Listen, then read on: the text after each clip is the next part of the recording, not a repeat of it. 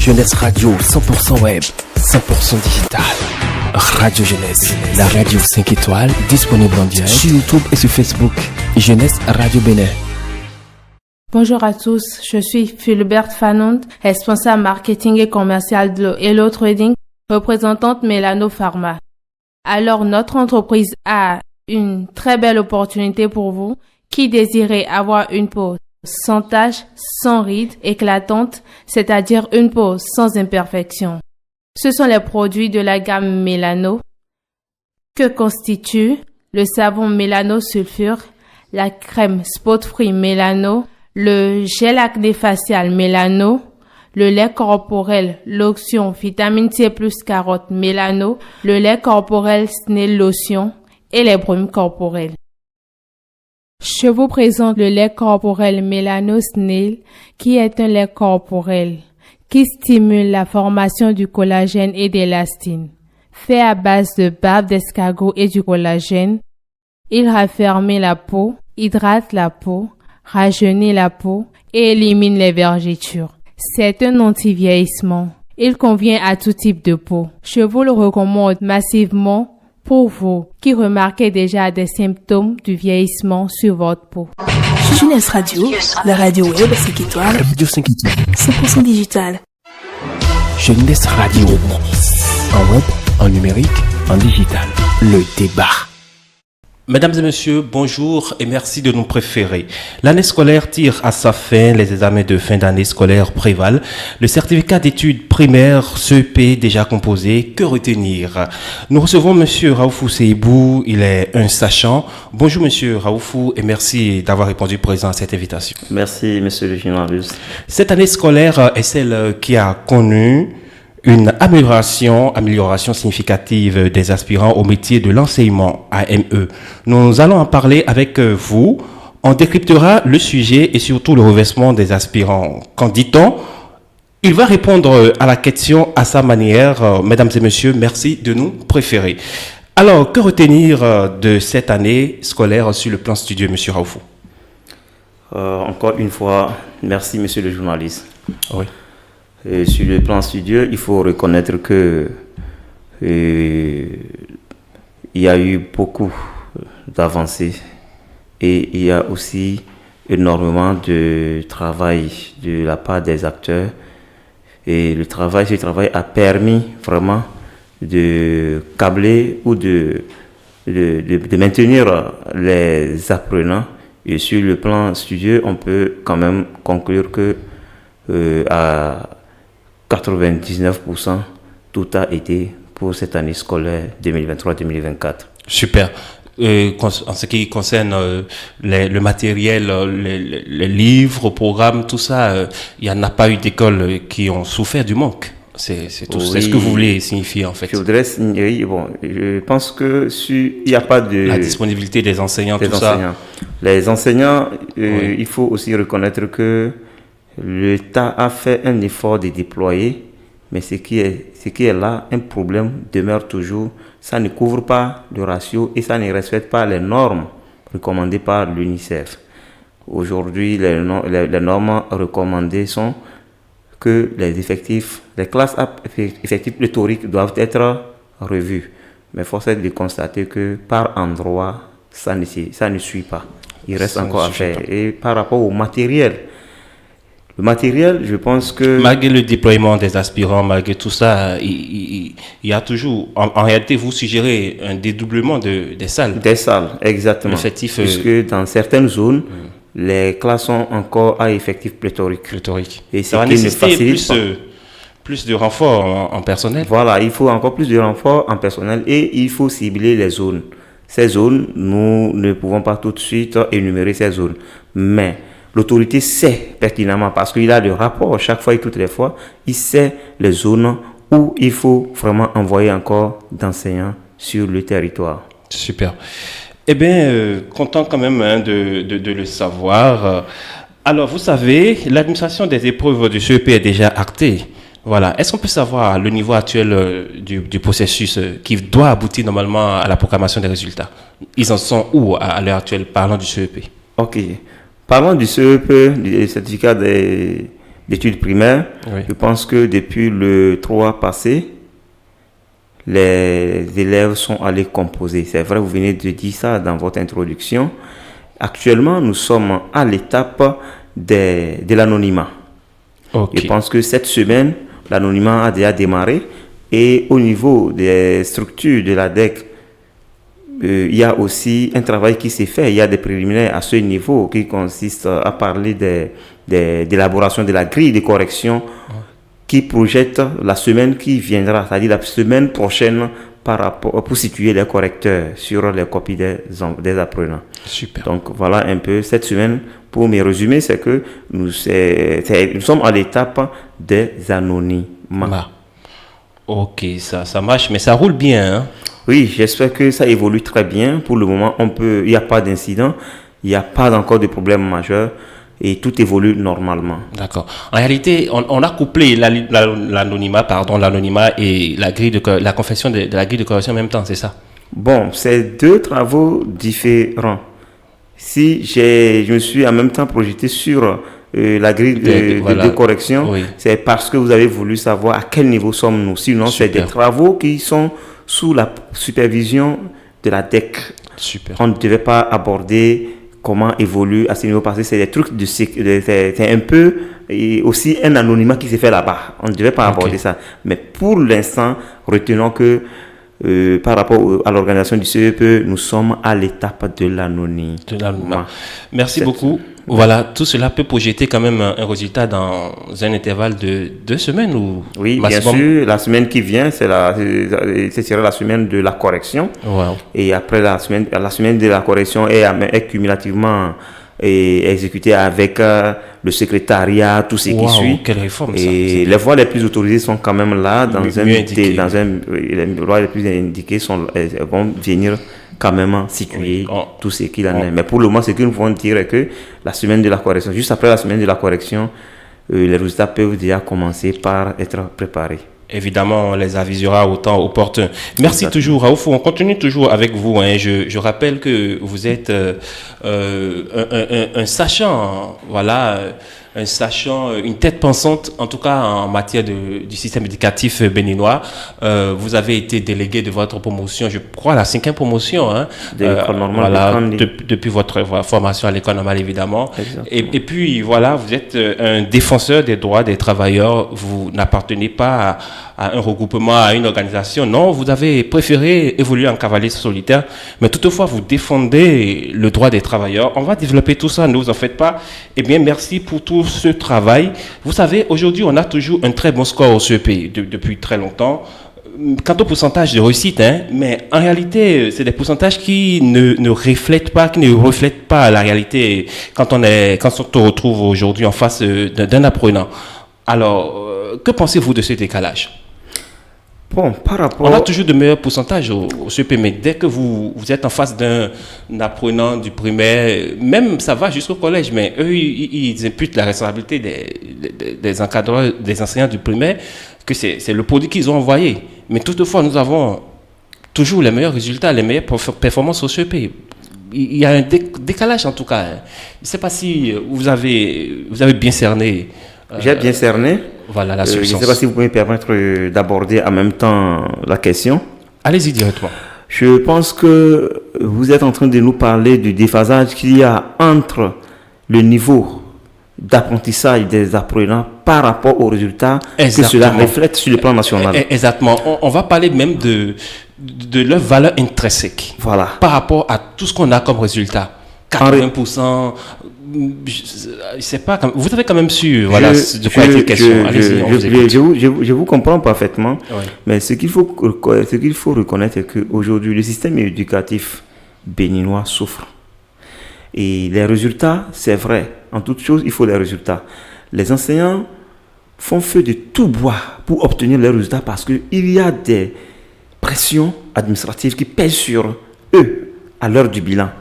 Pour ce fait, à un moment donné, l'enseignant ne veut plus donner ses savoirs à 100% à l'apprenant, mais il veut, coûte que coûte, se protéger immédiat. Se protéger et lui donner quelque chose à répéter, que l'enfant pourra garder. Ce qui fait que toutes les valeurs Allez-y. Éducatives et aussi, qu'ils soient sur le plan des apprentissages, sur l'acte d'apprentissage ou sur l'acte d'évaluation, on constate déjà un déphasage. Mais ce qui est sûr, l'apprenant qui arrive à trancher à l'examen, c'est sûr qu'il a quand même le minimum. Mais quant aux examens, on a dit que c'est un examen national, ce n'est pas un concours. Donc, ce sont les mêmes acteurs qui sont à la base de l'organisation des examens et qui connaissent déjà le profil de sortie, qui savent anticiper déjà sur le profil de sortie de chaque apprenant. Et ce sont ces mêmes acteurs qui préparent les épreuves. Oui, c'est ça. Est-ce que vous voyez ça? Donc, ça veut dire... Et c'est eux-mêmes qui finalisent les résultats. Voilà, de ce point de vue, on peut dire que si un résultat est à 80-90%, c'est que cela reflète le niveau des apprenants. D'accord. Voilà ce que je peux dire par rapport à votre préoccupation. D'accord. Merci bien. On parle des aspirants dès à présent. Selon les dires, vous faites le plus grand contingent. Certains évoquent même 80% du système éducatif béninois. Et pourtant, vous ne jouissez pas de vos droits. On remarque des améliorations progressives, mais vous réclamez une amélioration définitive. Est-ce que vous confirmez la proportion des 80% que vous représentez du personnel du système éducatif béninois? Merci, monsieur le journaliste. Par rapport à la proportion de 80% que constitue le contingent des AME, je ne peux pas tout de suite confirmer puisque au jour le jour, il y a des départs. De jour le jour, il y a des décès. Au jour le jour, il y a des démissions. Il y a des gens qui désertent parce qu'ils ne sont pas d'accord des conditions. Et d'autres qui se disent peut-être que ça va changer, peut-être que ça va s'améliorer. Et quand chaque année, ils ne constatent pas, il y a encore des désertions dans le rang des AME. Donc, je ne peux pas tout de suite confirmer. Mais ce qui est sûr, c'est le plus grand contingent aujourd'hui dans le système éducatif. Oui, les proportions peuvent varier. Moi, je peux donner une proportion ici. Or, ceux qui détiennent les statistiques peuvent peut-être, parce que je n'ai pas de chiffres. Oui, non, jusqu'à présent, à cause des départs, alors, on peut supposer que aujourd'hui les AME peuvent rester dans un intervalle de 70 à 80. 70 à 80. 70 à 80. C'est presque tout le système. Voilà, c'est pour cela, c'est justement pour cela que nous sommes en train d'inviter l'État, le gouvernement à prendre ses responsabilités au plus vite pour éviter le pire plus tard. Parce que dans le rang de ces AME, je pense qu'il y a des produits dont le pays a besoin. Ils ne sont pas allés simplement parce qu'ils veulent être AME. Ils nourrissaient bien sûr l'ambition d'être éducateur, d'être enseignant. Pourquoi pas pour servir leur nation. Mais après 5 ans d'expérimentation de l'aspirant, vous avez eu quand même une amélioration qui n'a jamais été. Bon, l'amélioration, je fais partie de ceux-là. Une extension sur 12 mois aujourd'hui. Je fais partie de ceux-là qui ne sont pas jusque-là satisfaits, même s'ils apprécient peu à peu ce que le gouvernement est en train de faire. Pourquoi je le dis? Puisque même si un apprenti, parmi les AME, s'ils avaient même des enfants qu'ils avaient envoyés en apprentissage le jour où on les déployait sur le terrain, 2 ans, 3 ans après, même leurs propres enfants auraient déjà un diplôme, un parchemin. Bien sûr, bien sûr. Pendant tout ce temps, le parent ou les parents sont encore en train de subir un esclavage moderne. J'appelle ça esclavage moderne. Allez-y, vous êtes libre d'expression. Dans la mesure où, nulle part au monde aujourd'hui, il ne faut pas se voiler les faces à l'heure de la vérité. Il faut vraiment dire la vérité, quel que soit le prix à payer. Ce traitement des AME que nous décrivons tout le temps, que les centrales syndicales nous ont aussi aidés, et la société civile, et certains parents d'élèves, mais ça demeure. C'est vrai, le gouvernement a fait... Non, c'est vrai, continuez. Oui. C'est vrai, le gouvernement est en train de faire des efforts. Très récemment. Selon ses manières. Et ça ne résout pas le problème? Ça ne résout pas jusque-là le problème parce que nous avons besoin de faire carrière et non venir faire du job. Le système éducatif, tous les pays qui sont développés se sont basés sur leur système éducatif. Bien sûr. Et si le Bénin voudrait demain ou bien dans un futur proche redevenir comme le quartier latin en 90, tant chouchouté par les pays de l'Afrique dont la fierté a dépassé les frontières. Je pense que c'est le moment pour que les dirigeants prennent de très bonnes décisions, puisque le système éducatif est aussi plus sensible même que la santé. Je vous explique un peu. Allez-y. Avant même d'être un agent de santé, ça veut dire que vous avez pris par les mains d'un éducateur, d'un enseignant qui vous a appris à lire, à écrire avant d'être maintenant un médecin, un infirmier et tout ce qui suit. Est-ce que nous voyons? De ce point de vue, moi je peux confirmer que le système éducatif est encore plus sensible. Donc il faut que l'État ou le gouvernement prenne très tôt ses responsabilités pour qu'on évite plus tard des problèmes. Donc vous aurez souhaité quand même qu'on vous conforte dans vos droits, dans les droits de fonctionnaire de l'État. Naturellement, lorsque vous travaillez et puisque vous êtes en condition de fonctionnaire de l'État, il faut le dire. Vous êtes titulaire de diplôme professionnel, vous exécutez le même cahier de charge autant qu'un fonctionnaire de l'État. Et vous avez aussi la tutelle qui est l'État. C'est l'État qui vous paye le salaire. Exactement. Et l'État qui paye le salaire, il paye le salaire pour le devenir du pays. Est-ce que nous voyons? Alors, si c'est pour le devenir du pays, ça veut dire qu'il faut que l'État fasse tous les efforts possibles pour mettre dans les bonnes conditions. C'est vrai qu'il faut être patriote, mais l'État et les AME savent, c'est-à-dire le canevas dans lequel ils doivent se mettre, dans lequel l'État va les mettre pour quand même se sentir très heureux et faire le travail correctement comme cela se doit. Oui. Parce que on dit, lorsque vous désirez un objet et que vous n'arrivez pas à l'obtenir, c'est qu'il y aura quoi? La frustration. La frustration, c'est ça. Il y a frustration lorsque vous désirez avoir quelque chose et que vous ne l'avez pas. Et s'il y a frustration, je vois là que les résultats escomptés ne seront pas. Ah, pourquoi pas ne seront pas au rendez-vous. Ah, pourquoi oui. Vous n'allez pas honorer votre engagement, c'est ça? Oui, nous allons honorer nos engagements. Pourquoi les résultats escomptés ne seront pas? Voilà. Une chose est d'honorer son engagement et une autre, c'est de savoir qu'après d'avoir honoré son engagement, on a quand même quelque chose qui réconforte. Qui réconforte. Nous, tout à l'heure, je l'ai dit que c'est pour le même cahier de charge, oui, mais d'autres sont sous-traités. Oui, si vous voulez, je repasse sur mes mots. Hein. Je disais tantôt, vous êtes dans les conditions d'un fonctionnaire de l'État. En réalité, c'était pour dire, vous êtes employé dans les conditions d'un fonctionnaire de l'État. Voilà. Mais vous n'êtes pas rémunéré dans ces conditions de fonctionnaire de l'État. Voilà. Mais vous êtes employé quand même dans ces conditions. Pour être fonctionnaire de l'État, il faut être titulaire de diplôme professionnel. Vous en avez. Pour être fonctionnaire de l'État, il faut subir un cahier de charge. Vous avez le même cahier de charge. Vous voyez? Et vous avez aussi la même tutelle. Les fonctionnaires de l'État sont payés par l'État. Vous êtes payés par l'État. Mais pourquoi on ne vous conforte pas dans vos droits?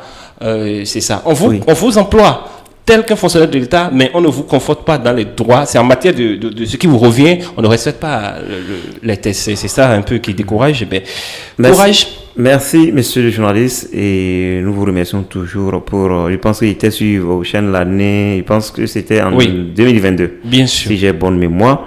Et j'avais eu à marteler sur cet état de choses que aujourd'hui, ce qui se fait, c'est vrai que c'est difficile à dire.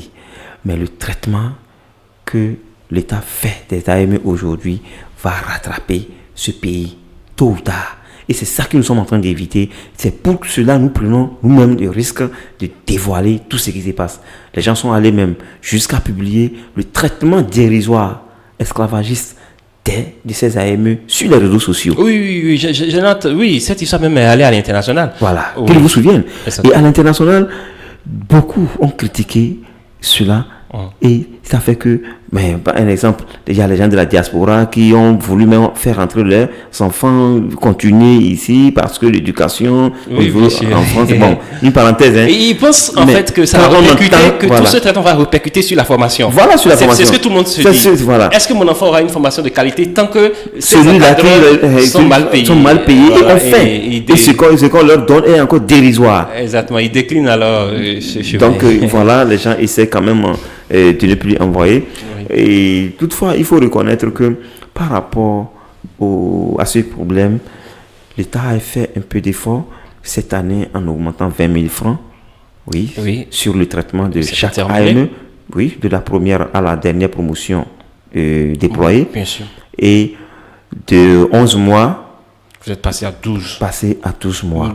Dites de 9 mois, après tout a démarré par 9 mois. Donc vous êtes maintenant passé à 12. Oui, mais on constate toujours... Mais c'est pas fini. Attention, c'est pas fini. Oui, on constate la prise en charge. Bon, la prise en charge qui est aujourd'hui l'assurance. Oui, aujourd'hui la prise en charge. Oui, c'est pourquoi il dit que c'est des efforts que l'État, le gouvernement, des efforts louables que le gouvernement. C'est aussi une question de budget. C'est aussi une question de budget. Mais qu'est-ce qu'on peut? Lorsque vous voulez quelque chose, il faut s'investir. Ça ne serait pas possible que demain, les enfants du Bénin, d'accord? Allez-y. Parce que tout est générationnel. Bien sûr, bien sûr. Ce ne serait pas possible qu'aujourd'hui, ceux-là qui sont en train d'éduquer ces enfants après 10 ans, 15 ans, 20 ans, qu'on soit encore à l'étape primitive d'entendre. Là, on n'a pas du tout avancé. Donc, c'est pour cela que nous disons que tout ce que l'État au moins a déjà déployé et qui ont déjà fait 3 ans, 4 ans, 5 ans, il faut vraiment terminer ces efforts pour les reverser, pour les mettre pour les rétablir dans leurs droits. Et ainsi, les gens feront des génies parce que parmi ces AME, je sais qu'il y a des enseignants très qualifiés, il y a des universitaires, il y a tout, je pense, de la maternelle jusqu'au secondaire. Jusqu'au secondaire. Donc il faut avoir le courage, hein, il faut appeler les choses par leur nom, pourquoi pas, il faut pas avoir peur. C'est une promotion en fait, ou bien qu'est-ce que vous voulez, c'est une vague d'enseignants qu'on n'en a jamais connue en matière de qualité. Il faut avoir le courage. Voilà, la belle preuve, et dès qu'ils ont été déployés en 2019, on a constaté déjà l'amélioration dans les résultats sur le CEP. Et en même temps au bilan. Au moyen deuxième année, au CEP 2019, on a vu comment le pourcentage a été. On a vu déjà que le gouvernement avait pris une bonne décision, mais cette décision n'était pas venue. C'est ça. Je ne sais pas si c'est à son excellence Patrice Talon qu'il faut reconnaître ça ou au ministre, mais quand même c'est une première fois qu'on a écouté sur les capacités intellectuelles également. Vous avez composé des matières qui relèvent des savoirs académiques. Moi je pense que c'est salutaire, ça n'avait pas jamais été le cas. Mais vous, avant votre insertion évidemment dans ce programme d'Aspirana, vous avez composé dans les matières relevant du savoir académique. Ce que vous enseignez aux enfants, en réalité, voilà, vous avez composé dans ces matières. Oui, voilà. Il faut d'abord connaître soi-même avant d'enseigner. Donc, je pense que c'est ça qui fait la différence par rapport aux autres qu'on a toujours écouté dans la fonction publique. Et puis, voilà, on a l'amélioration, tout ça. Mais écoutez, vous dites à l'instant que c'est sur ce même plateau que vous avez évoqué pour la première fois un probable revêtement des aspirants. Et je confirme, et quelques mois après, ça a été, voilà, confirmé et corroboré par le président de la République, son excellence Patrice Talon lui-même. Et d'ailleurs, c'est pourquoi j'ai le plaisir de vous inviter une fois encore ici. Alors, vos analyses ne sont pas des moindres. Merci, voilà, merci. Oui. Et puis, il y a eu beaucoup d'autres événements après ce reversement. Mais vous savez, M. Raoufou, le reversement, c'est un principe, c'est acquis déjà d'après les interventions des autorités au plus haut niveau. Mais ça discute toujours autour des modalités de reversement. Alors, selon vous, quel serait l'idéal? Merci, monsieur.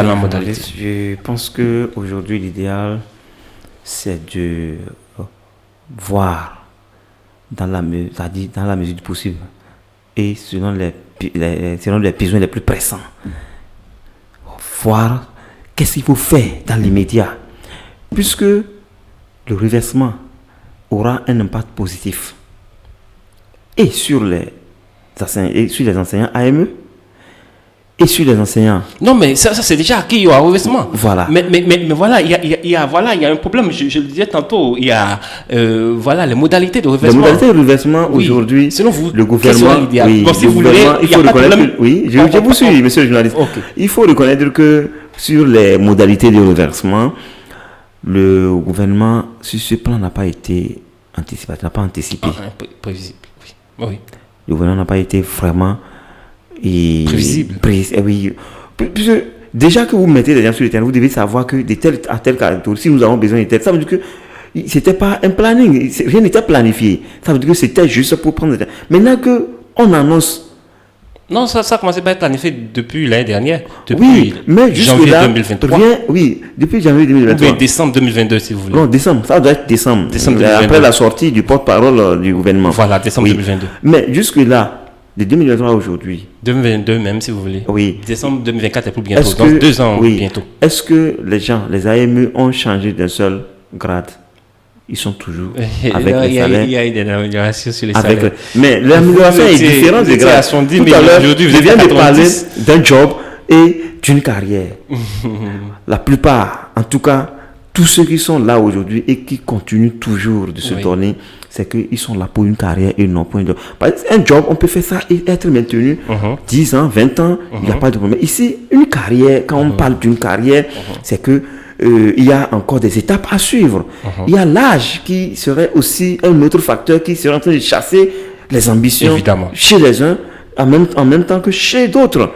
Mais si on nous dit que le reversement, à quand nous voudrons voir, qu'on nous demande augmenter ou bien ajouter les actes pour votre reversement. Et là, on saura que c'est une réalité. Parce qu'on entend plusieurs versions. Jusque-là, on se demande... Mais permettez-moi, rapidement, on parle de ressources financières disponibles qui est très limitée par rapport à ceux qui sont éligibles au reversement, c'est-à-dire les aspirants ayant au moins 3 ans d'expérience dans l'aspiranat. Dans la récente tournée gouvernementale appelée reddition du compte, quelques acteurs évoquent le reversement prioritaire des titulaires de diplômes professionnels d'abord. D'autres évoquent le reversement de la toute première promotion d'abord. Que dire de toutes ces velléités?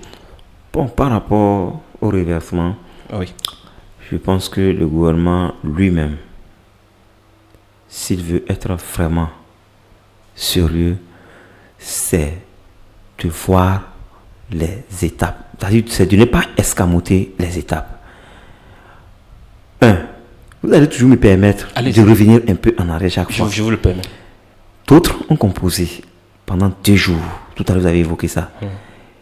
Et ils étaient près de 5000 et quelques. On a dit une base de compétences. Et au total, ils étaient 20 000 à composer. Voilà. Et parlant des professionnels. Voilà, des professionnels. Et tous ceux qui avaient été retenus dans cette période, c'était rien que des professionnels. On les a gardés. Autour de 5 000. Autour de 5000 et quelques. Sur 20 000. Après ça, une autre étape est venue, mais c'est une seule journée, ils ont composé et à peine dans 2 matières. Maintenant, on prend tout cela, on mélange à ceux qui ont subi 2 jours d'évaluation, soit 4 épreuves, et donc 2 professionnels et 2 académiques. Je pense que si on doit partir de certaines règles, le bon sens aurait voulu que le gouvernement instruise les différents ministres sectoriels par rapport à cet état de choses pour quand même d'abord tamiser et savoir que voilà ce que nous allons reverser et en même temps situer le reste. Voilà, nous allons peut-être ceux qui ont déjà fait 3 ans, comme vous venez de le dire, on va les reverser, mais voilà les modalités et situer en même temps tout le monde. Mais si aujourd'hui on dit il faut reverser ceux qui ont des qualifications professionnelles, il faut attendre ceux qui n'ont pas de qualifications professionnelles, qui ont le bac ou bien la licence et autres, je pense qu'on sera toujours en train de faire du plagiat et on va encore perdre plusieurs années. On sera toujours en train de parler de ça, on n'aura pas une bonne solution. Moi, je souhaiterais que le gouvernement aille dans sa base. Le gouvernement connaît toutes les à chaque promotion, à chaque année, le nombre d'AME qu'il a déployé et c'est que voilà mes forces, voilà les ressources disponibles. C'est clair, les ressources ne peuvent pas reverser tout le monde. Voilà. Et tout le monde en est conscient. Sinon, l'idéal serait de reverser tous les aspirants en service. Voilà. Mais leur effectif, on vient de dire que c'est le contingent le plus gros aujourd'hui. Donc le plus élevé. Alors pour ce faire, il faut que le gouvernement commence déjà par se donner des ressources par rapport à comment faire pour reverser sans que cela ne fasse de tapage. Et là, partir des promotions et pas promotion, c'est aussi une bonne chose. Mais si on va aussi promotion par promotion.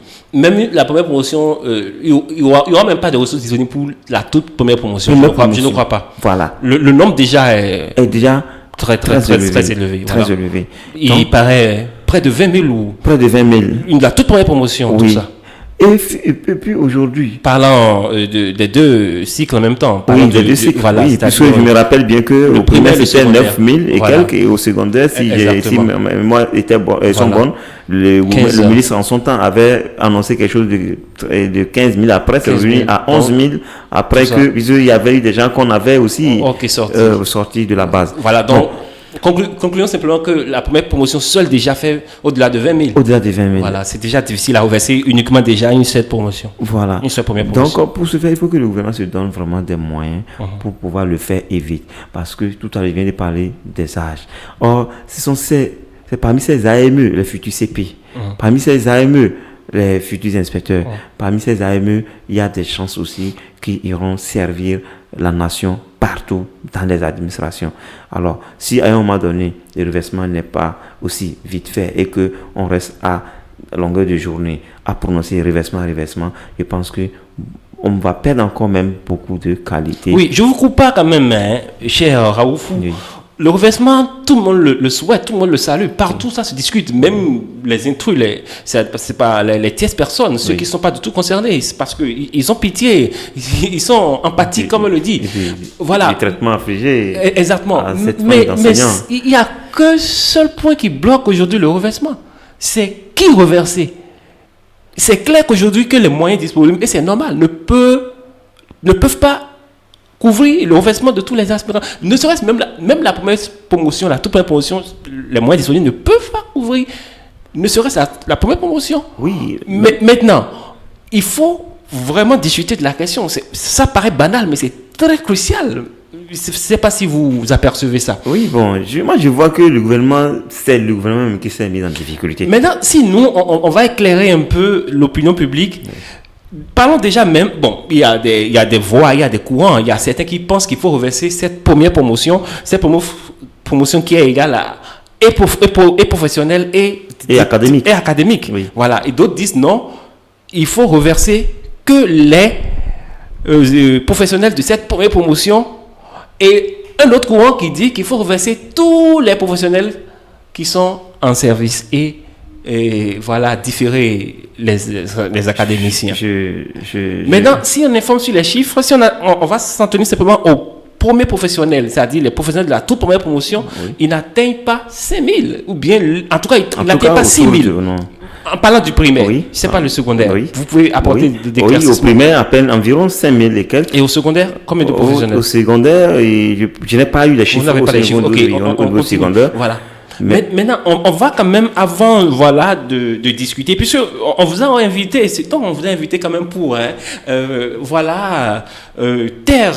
taire les ragots, tout ce qu'ils racontent, les velléités, en nous, édifiant. Donnez-nous des arguments quand même. Dans tous les cas, vous allez de façon formelle nous informer sur votre choix quant au reversement.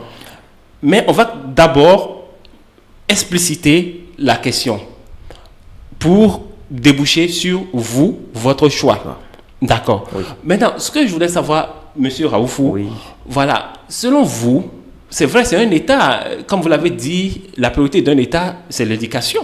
D'accord. Exactement. Voilà, quelle marge pourriez-vous tolérer au gouvernement? Ou bien, quelle marge pourriez-vous leur recommander, c'est-à-dire nombre de personnes à recruter au secondaire comme nombre d'aspirants à reverser au primaire. Okay. Qu'est-ce que vous pouvez leur recommander vivement? Si nous, on a une proposition à faire au gouvernement, par rapport au nombre déjà à reverser, je pense que nous, on souhaite même que le gouvernement reverse même tout le monde, même jusqu'à la dernière promotion.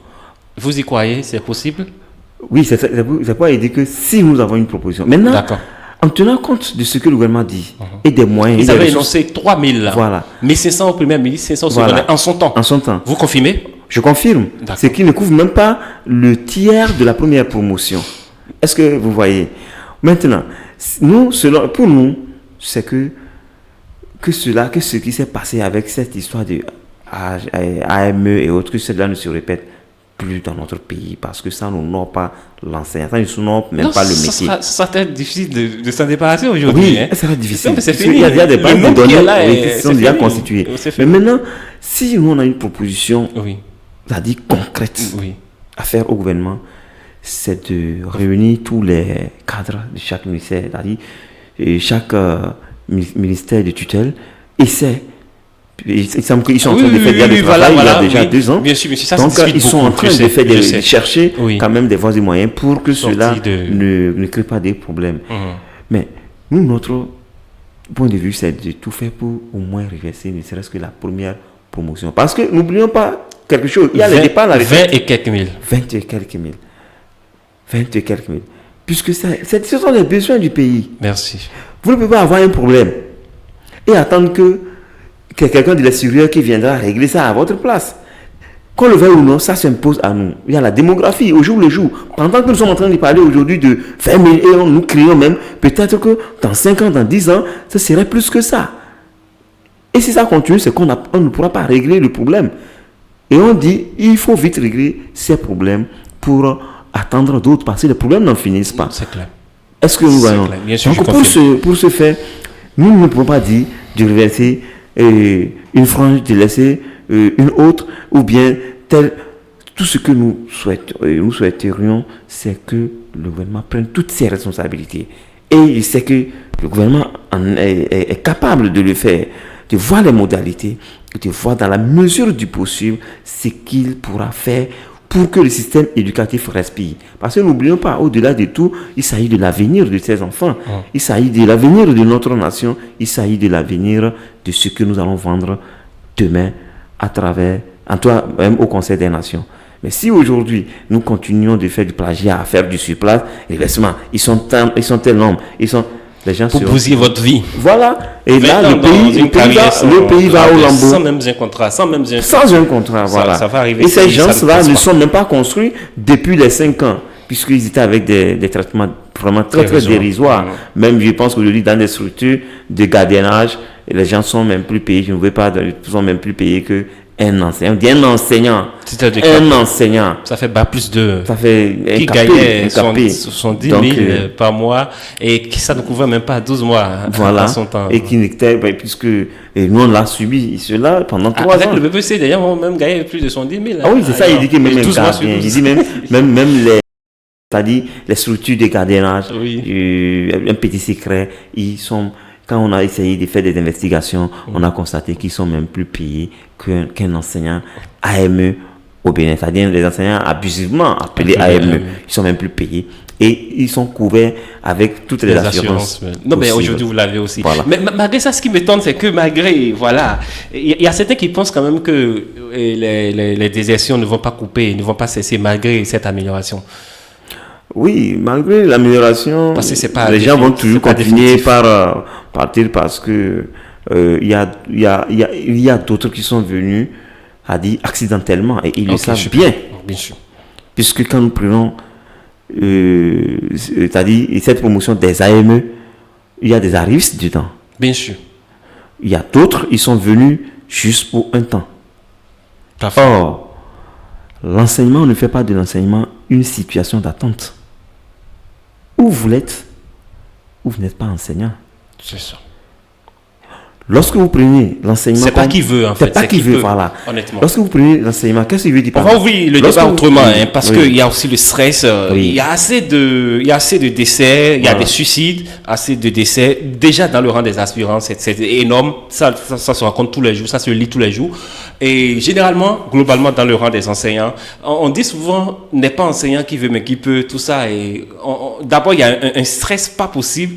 Mais voilà, on se tague là-dessus et dit ils sont fiers de stresser. Hein? Est-ce que vous ne pensez pas? On va revenir, c'est un débat qu'on va ouvrir bientôt parce que franchement partout, c'est apparemment un mérite de stresser les gens. Mais parce que moi je suppose déjà que les stress, les décès, les suicides, tout ça peuvent être une cause du stress, tout ça. Mais on va quand même ouvrir le débat, ne vous en faites pas. On va poursuivre ce développement parce que là, vous avez suggéré qu'on puisse reverser tous les aspirants déployés la première année, c'est ça. Vous, c'est votre choix. Mais vous savez, il y a des gens qui vous écoutent. C'est un éclairage en fait à l'endroit de l'opinion publique. Ça peut discuter un peu. Reverser les aspirants premièrement déployer, ou si vous voulez, reverser la première promotion d'abord. On le fait cette année, il n'y a pas de problème. Alors, est-ce que ça promet que l'année prochaine, le reversement des assurances sera toujours une priorité, puisque c'est le débat? Ils ont annoncé reverser une première promotion. Qu'est-ce qui dit que l'année prochaine, une autre promotion sera reversée? Si on peut aller par promotion, comme vous l'avez suggéré, c'est dans la garantie que, oui, après cette première promotion, l'année qui va suivre, la deuxième promotion sera reversée, et une autre année, la troisième promotion, jusqu'à finir toutes les promotions des aspirants. Bon, allez-y d'abord. Sur cette question, c'est pas évident.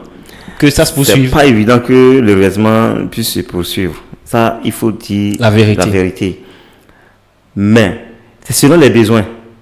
Et les besoins, il y en a chaque jour que Dieu fait.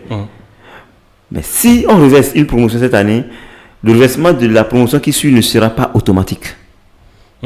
Oui. Et vous savez que tout dépend de la politique, du système politique du pays. Bientôt, le président actuel va finir son deuxième mandat. Voilà, et partir. Qui vous dit que le prochain président va continuer dans l'aspirana? Il peut venir balayer tout ça et organiser un concours direct. Ça dépend. Oui, exactement. Je pense que c'est des aspects qu'on peut déjà mettre sur table. Oui, je pense que tel que les choses sont ficelées et si on reverse cette première promotion et les autres, et le prochain président vient et il fait table rase de tout et il lance un concours normal pour tout le monde, et les aspirants qui vont échouer à ce concours et qui n'ont pas eu la chance d'être reversés, mais qui ont fait c'est-à-dire qui ont fait une durée, c'est-à-dire dont vous dépassez simplement d'une seule année là, voilà quel sera leur mérite à ce moment. Bon, moi je vois à ce niveau, je vois que chaque gouvernement quand même qui vient à sa stratégie de gestion des ressources humaines. Vous pensez que c'est exclu que le prochain président de la République balaye tout ça du revers de la main? Oui, bon, je n'en disconviens pas. Mais tout est possible d'ailleurs. La vacation n'a pas été balayée pour... Oui, rapidement, très rapidement. Voilà. Oui, je suis d'accord, je n'en disconviens pas. Mais seulement ce serait difficile parce que actuellement, tel que les choses sont en train d'être ficelées, c'est qu'il sera un peu difficile à la limite, c'est-à-dire à la limite compliqué. Non, mais il faut mettre toutes les éventualités sur table et en discuter. Oui, puisque vous voyez aujourd'hui, les gens ont créé des bases de données.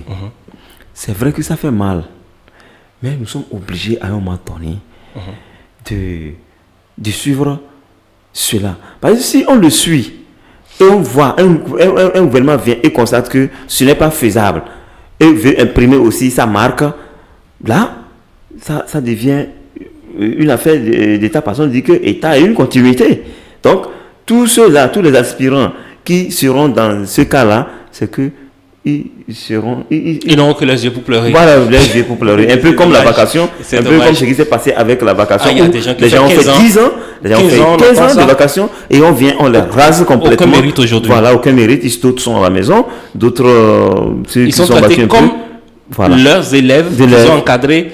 Voilà. Ils sont tous dans ce panel d'aspirants. Même traitement toujours. Les 15 ans qu'ils ont comme d'expérience, personne ne leur... Exactement. Donc ça peut aussi, les aspirants aussi peuvent subir ça. Oui, c'est possible. Pourquoi il dit que je suis d'accord. De base de données à l'instant. Oui. Vous savez, ce gouvernement, je le félicite beaucoup, ils sont arrivés, ils ont révélé beaucoup d'irrégularités dans ce qui s'était fait avec le régime de l'ancien. En fait, excusez, on n'a pas besoin d'appeler les noms. D'ailleurs, un monsieur que je fais aussi, je fais tout le monde ici, nous ne sommes pas dans un débat politique, nous sommes dans un éclairage 100% objectif. Voilà, il faut le préciser. Il faut le préciser. C'est pourquoi d'ailleurs j'ai préféré que ce soit vous qui décryptiez cette actualité de reversement des aspirants avec moi, parce que je sais pas, je me fie beaucoup à votre loyauté, à votre intégrité, voilà. Vous êtes un homme de bonne foi et c'est connu de tout le monde. Merci. Vous n'êtes pas témoin d'ailleurs, un acteur très respecté dans ce système. Merci. Voilà, vous parlez à l'instant de base de données et vous savez, le régime du président Patrice Talon a annulé des concours. Ils ont trouvé des failles dans beaucoup dans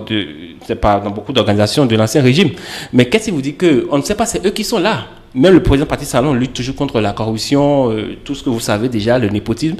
Mais il reconnaît aussi qu'il n'a pas encore eu le succès.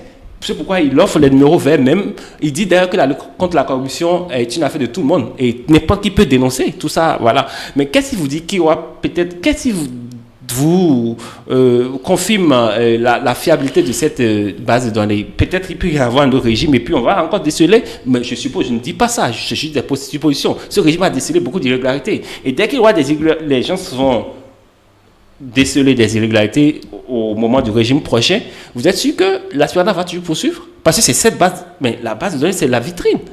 Tout le déploiement se fait à partir de la base de données. Exactement. Alors, si on pense demain que la base de données n'est pas fiable, monsieur Raoufou, Oui. dites-moi clairement qu'ils vont balayer du revers de la main. Ils vont raser tout ça. Ça, c'est clair. C'est clair. Lorsqu'un nouveau régime viendra et constatera que Il y a des audits partout. Oui. Même au Sénégal, on l'a eu. partout. Mais lorsque un autre gouvernement viendra et constatera que tout ce qui a été fait, il y a aussi une autre manière de le faire, c'est-à-dire plus bien, Meilleur. plus meilleur que ce qui était fait. Mais ce gouvernement a aussi la loyauté de tout changer, un peu comme le régime de notre président actuel est venu faire, dont on vient de Oui, parler. il y a eu la métamorphose partout. Il faut le dire, Voilà. il faut avoir le courage de Donc, reconnaître ça. le monde évolue chaque jour que Dieu fait. Aujourd'hui, on est en train de parler des AME. Peut-être demain, un autre gouvernement viendra et dit non, mais que c'est pas possible. Parce que chaque président vient avec sa vision. Et quand nous parlons d'un président, c'est que le président seul, il ne peut rien faire. C'est pourquoi il a des ministres. Et quand nous prenons chaque ministère, moi je vais parler des trois autres, de nos trois autres d'enseignement. Donc, quand on prend chaque ministère, le ministre, c'est des cadres qui font le ministre lui-même. Oui. Donc, de ce point de vue, tout responsable d'ailleurs s'appuie sur ces cadres. Voilà. Donc, de ce point de vue, ça veut dire que les mêmes qui sont là aujourd'hui, qui sont en train de promouvoir le système d'aspirana, peuvent du jour au lendemain changer encore. On a vu ça avec l'actuel ministre qui a fait près de 6 à 7 ans sous Kwagunda, le ministre Kwagunda, en tant que secrétaire général du ministère. Mais aujourd'hui, il fait partie de ceux-là qui sont en train de promouvoir. Non, je n'ai pas compris. Il était aux affaires. Il a été aux affaires sous le régime Yahi. Oui, sous le régime Yahi. Il a été le secrétaire général sous Kwagunda, je pense. Donc, une parenthèse. Puisque ce que nous disons aujourd'hui, c'est des faits. Et cela. En réalité, c'est des gens qui n'avaient pas là. C'est des gens qu'on ne laissait pas, ou bien qu'est-ce que je vais dire, c'est des gens à qui on ne permettait pas l'expression ou quoi. Il ne sait pas. Il était réellement aux affaires, pourquoi il avait laissé passer ces irrégularités, Oui, c'est ça que je suis en train de dire. Il n'avait pas la voix, c'est ça. Je ne peux pas confirmer qu'il n'avait pas la voix, mais là où vous êtes, vous pouvez avoir une vision. Mais si vous constatez que la majorité de ceux avec qui vous êtes ne partagent pas la vision, est-ce que cette vision-là, vous pouvez... Est-ce que ça peut aller à bon port? C'est compliqué. Vous savez pertinemment que ça peut marcher, mais la majorité ne partage pas. Mais c'est ça, je dis, vous n'avez pas la voix. Voilà. Donc, vous n'avez pas. Donc, il peut y avoir des gens aujourd'hui qui auront la voix demain. Exactement. Et qui vont relever les irrégularités d'aujourd'hui. Et démontrer que c'est criminel à la limite ce qui se passe. Et qu'il faut aller sur ce qui doit être normalement fait. Et là, nous allons constater que, comme on l'a dit, le monde est en perpétuelle évolution. Et chaque jour que Dieu fait, il y a ce que nous copions chez les autres. Il y a ce que les autres aussi copient chez nous. On pourra voir peut-être demain que il y a telle chose qui a été expérimentée dans tel pays ou dans tel, et on peut aller et copier et venir et essayer, et puis ça va marcher. Oui. Mais rien n'est exclu jusqu'à l'instant où nous parlons que si là va perdurer. Non, je ne crois pas. Et je voudrais nuancer aussi un peu le système éducatif. Vous voyez, le système éducatif est beaucoup plus ancré sur l'enseignement long. Est-ce que vous voyez? Un autre gouvernement viendra et dit, bon, si tel est le cas, tous ceux qui sont dans la base, je vais leur réformer à ma manière pour qu'ils puissent répondre à mes aspirations de développement. Voilà. Voilà un peu. Donc ça veut dire que tout est encore possible. Toute la machine éducative mise en place aujourd'hui peut être améliorée. Oui, peut-être améliorée ou remettre en cause. Oui, voilà, peut-être remis en cause. Et voilà. Et je salue beaucoup votre impartialité. Merci. Il faut le dire.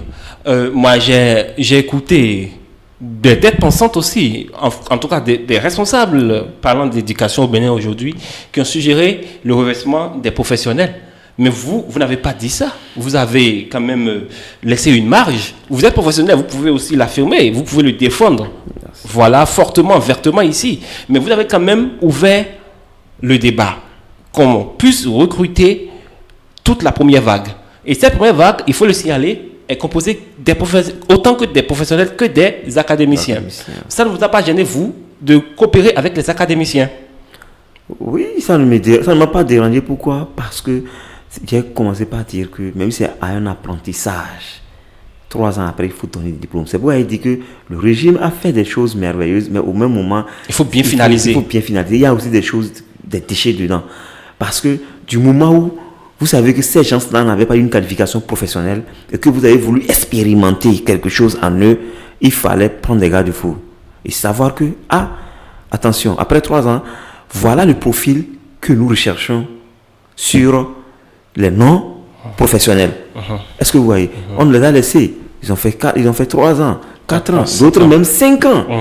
Et aujourd'hui, nous allons nous lever pour dire, bon, comme nous sommes des professionnels, il faut vraiment attraper sa tête. Demain, les professionnels seuls ne pourront pas couvrir toutes les écoles au Bénin. Les professionnels seuls ne pourront pas faire le travail tout seuls. Mais ceux-là qui ont goûté à la chose, à l'enseignement, à qui on a montré de loin l'atelier des enseignants et qui ont accepté, qui sont venus s'expérimenter, ils peuvent en être aussi utiles au système.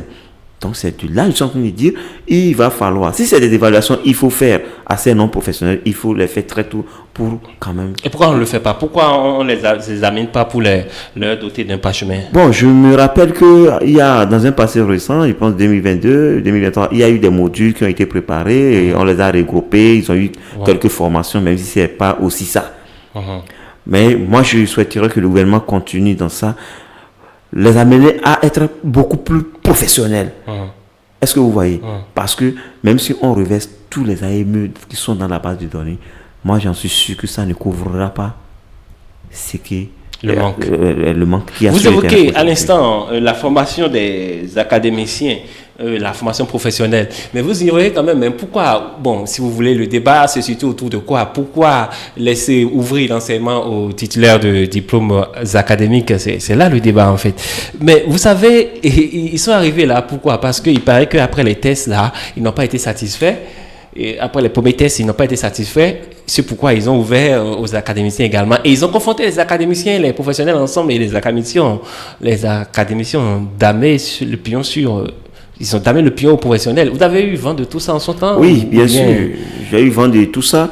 Mais je pense que, bon, nous, on n'est pas là pour dénoncer, pour dire que c'est mal fait. Puisque l'autorité... Non, c'est sur des savoirs que vous enseignez. C'est sur des savoirs théoriques. L'autorité est suprême. Aujourd'hui, ces académiciens qui ont damé le pion, comme vous venez de le dire, aux professionnels, c'est parce que... Aux mêmes épreuves. Aux mêmes épreuves. C'est parce que les épreuves auxquelles on les a soumises, ces épreuves-là ont été des épreuves purement académiques. Ok. Et c'est là, il faut faire la différence entre un académicien et un professionnel. Écoutez, mais c'est des notions académiques que vous enseignez en classe, il faut le dire. On enseigne les notions académiques. Vous n'enseignez pas la pédagogie en classe aux enfants? La pédagogie est en même temps en train d'être enseignée simultanément. Parce que sans la pédagogie... Non, la pédagogie, c'est la manière d'enseigner, en fait. C'est la manière, exactement. Je ne refuse pas. La manière. C'est la notion académique qui est enseignée. Maintenant, la notion académique où les autres ont pu damer les pions aux professionnels. En fait, là, ce n'est même pas un problème de... C'est-à-dire, vous pouvez sortir de la même école, d'accord, mais ne pas recevoir les mêmes formations. Ou du moins, ce que vous avez fait aujourd'hui et que vous avez trouvé que c'est bien, c'est bon, d'accord, et que mais dans 1 mois, dans 2 mois, cela peut ne pas aussi être fiable. Est-ce que vous voyez? Il peut y avoir déperdition. Donc, de ce point de vue, quand vous voyez quelqu'un qui est académique, qui a son bac par exemple, qui a sa licence, et on lui soumet... C'est-à-dire quand ils sont dans le... Bon, allez-y, je vous laisse continuer quand même. Oui, quand on les soumet à une même épreuve, je pense là que on les a mis tous au même pied.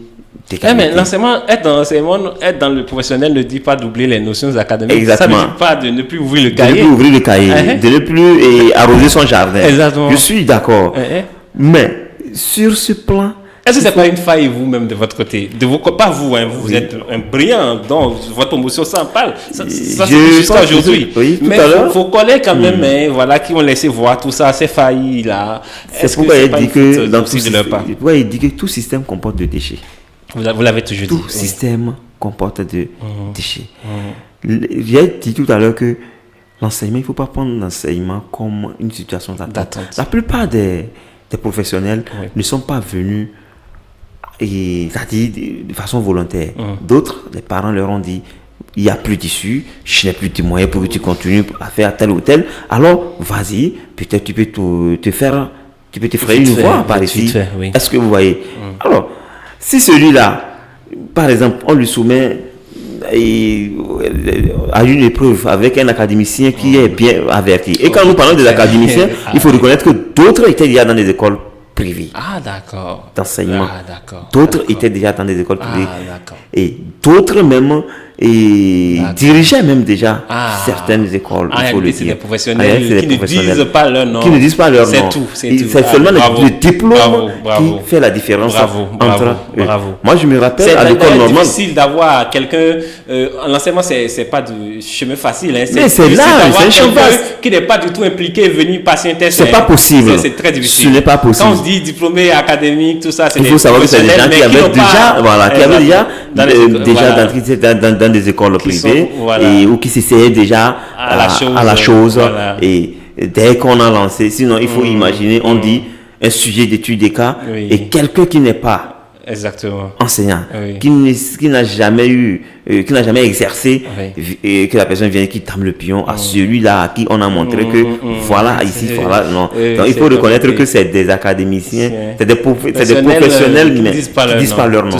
Et d'autres ont même beaucoup d'expérience que certains professionnels qui sont puisque en son temps, je me rappelle en 2012 la promotion des écoles normales au niveau bac, je me rappelle bien qu'il y avait un monsieur qui avait déjà enseigné 9 ans avant de passer le concours d'entrée dans des écoles normales. Et qui dirigeait déjà une école. Et comme le concours avait marché, on l'avait muté à Kandi, à l'école normale de Kandi. Mais il faut reconnaître que ce monsieur a été un grand atout. Pourtant, on disait que... oui, il n'était pas... Voilà. Et il est sorti au même moment. Mais quand ils vont sortir au même moment, c'est pas les mêmes expériences. Est-ce que vous voyez? D'autres même ont laissé, ils étaient admis, mais ils n'ont pas rejoint les écoles normales parce qu'ils ont vu que ce qu'ils faisaient dans les écoles privées était un peu... ils ont passé l'aspirant quand ils ont constaté que ça ne pourra pas les amener. Il faut au moins quand même aller servir l'État. Mais quand ils sont venus, ils ont passé l'aspirant avec le niveau bac, avec la licence, avec la maîtrise. Est-ce que vous voyez? Est-ce que ceux-là maintenant, on va dire qu'ils ne sont pas des professionnels? Jamais. Voilà. Jamais. Non, mais c'est le débat qu'on ouvrait aussi au départ. Hein. On dit, par exemple, quand on prend les vacataires aujourd'hui, c'est des gens qui ont même cumulé 15 ans d'expérience. Mais aujourd'hui, voilà, on les traite comme un aspirant lambda.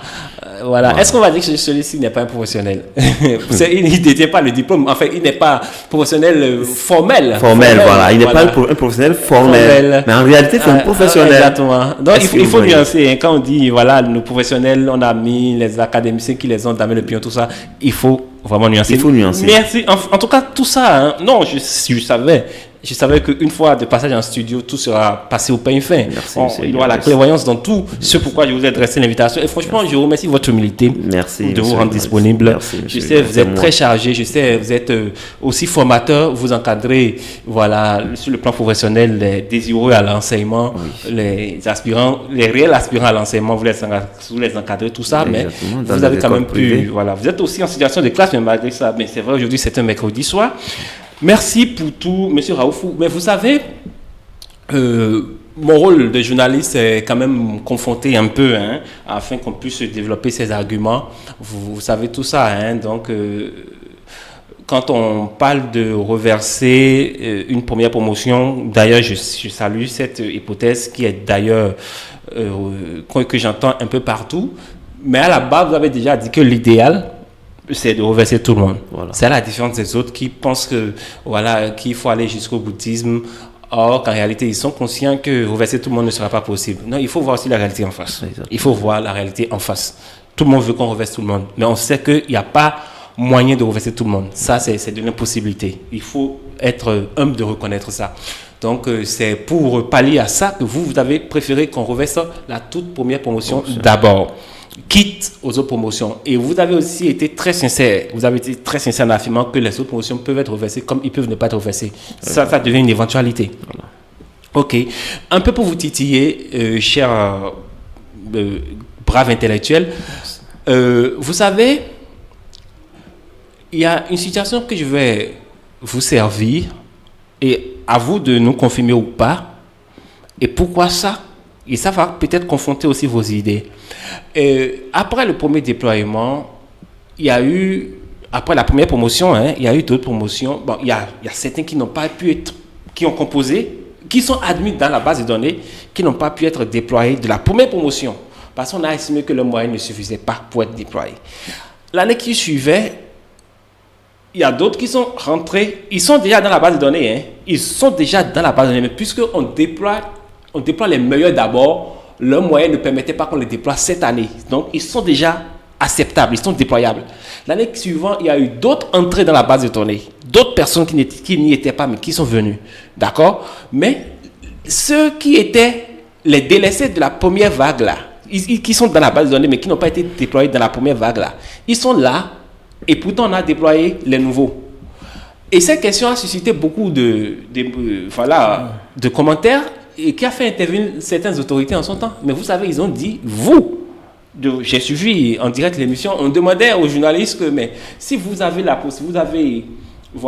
une première promotion, une deuxième promotion, et celui qui est en attente toujours dans la première promotion a une moyenne de 10 sur 20, et l'autre vient de la deuxième promotion et a une moyenne de 18 sur 20, soucieux de l'éducation, soucieux de la qualité de l'éducation, du système éducatif, vous allez déployer qui pour l'urgence? Le journaliste peut-être avait répondu, je me rappelle plutôt, 18 sur 20, mais qui est de la deuxième promotion. Et délaissait toujours celui de la première promotion. Qui a raté sa promotion, qui est la première, qui a raté la deuxième, et peut-être sera dans la troisième, ou même raté aussi la troisième promotion. Exactement. Donc, il y a aussi un souci de la qualité du système. Est-ce que vous, votre hypothèse, reversez les aspirants de la toute première promotion, quand on sait qu'on a eu d'autres aspirants après, qui n'ont que des notes extraordinaires. La première promotion, il y aura des 10 sur 20 là. Mais ce n'est pas les mêmes épreuves. Ils n'ont pas été soumis aux mêmes épreuves. Parce que quand on parle d'évaluation, je ne voudrais pas... Alors vous voulez dire qu'après on a commencé, au départ on a corsé les épreuves et après on a commencé à diluer? Bon, on ne dit pas ça, mais quand on parle de l'évaluation, d'abord, l'évaluation, c'est-à-dire regroupe plusieurs données. Et ces données, ce sont des données fiables. Si ces données ne sont pas fiables, c'est qu'on n'a pas évalué. Lorsque je prends une promotion et on me dit que dans telle promotion, telle personne a eu, je prends un candidat quelconque, il y a eu 10. Et on dit... il est resté en attente. Oui, il est resté en attente. Et une autre promotion est venue, ce n'est pas les mêmes épreuves. On a eu des 18 sur 20. Et a eu 18, 17. Qui il faut déployer dans l'urgence? Qu'il faut déployer dans l'urgence. Là, il faut les soumettre, les deux, celui qui était en 10 et celui qui est à 18 là. Il faut chercher une épreuve, une barrière pour les deux. Mais vous ouvrez alors qu'on lance un concours entre vous-même aspirants. Pas un concours général comme le prévoit le statut général de la fonction publique, non. Mais un concours entre vous-même aspirants. Alors, c'est ce qu'il faut faire aujourd'hui. Je pense que tel que l'État a déjà procédé, l'État a déjà... Non, je suis votre logique. Tout cela. Je suis votre logique. Maintenant, vous avez dit... Non, la situation se pose. Oui. Ce n'est pas qu'on invente une réalité. Oui, je sais. Ce problème se pose au niveau de ceux-là qui n'ont pas été... Oui, ceux qui n'ont pas été déployés. Ce que vous évoquez est très fondamental. Voilà. Vous dites le délaissé avec 10 sur 20 et le fraîchement venu avec 18 sur 20 pour savoir qui déploie dans l'urgence, il faut les convoquer. Parce que ce n'est pas les mêmes épreuves. Voilà. C'est pas les mêmes épreuves. Vous appelez à ce qu'on organise un concours discriminatoire uniquement pour vous. Bon, je dis discriminatoire parce qu'en réalité, quand on dit concours, ça doit être ouvert à tout le monde. Parce qu'il y a des lois de la République qui organisent tout ça. Mais au moins pour savoir qui reverser en tant qu'aspirant, il faut organiser entre vous-même un concours. Alors, on mélange toutes les éligibles, c'est-à-dire tous ceux qui sont éligibles, c'est-à-dire sont les sciences, c'est-à-dire 3 ans au moins. Donc, tous ceux qui ont 3 ans au moins, qu'on les confronte et qu'on les soumette aux mêmes épreuves.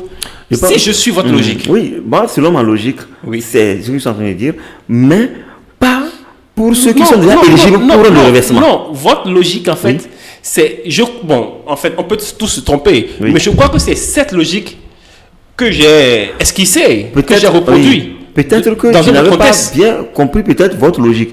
Et moi, j'avais compris sous l'angle de ce que ceux-là... J'aime mal interpréter votre logique, c'est ça? J'aime mal interpréter votre logique, c'est ça? Voilà. Alors, dites alors clairement ce que je suis en train de dire. Ce que vous pensez. Je suppose qu'on a constitué une base de données. Et dans la base de données, on a dit que tel n'a pas été déployé parce qu'il n'a pas atteint le seuil. Non, il a atteint le seuil, mais c'est faible.